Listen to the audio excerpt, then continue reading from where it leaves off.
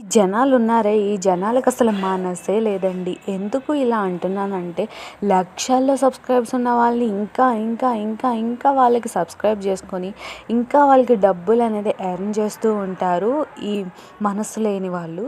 ఎందుకిలా చెప్తున్నానంటే, నా వీడియోలు కొత్తగా పెడుతున్నాను. నేనైతే కొత్తగా స్టార్ట్ చేశాను ఛానల్ అయితే. కానీ ఒక్కళ్ళు కూడా సబ్‌స్క్రైబే చేసుకోలేదు. వ్యూస్ మాత్రం ఓకేగానే వస్తున్నాయి.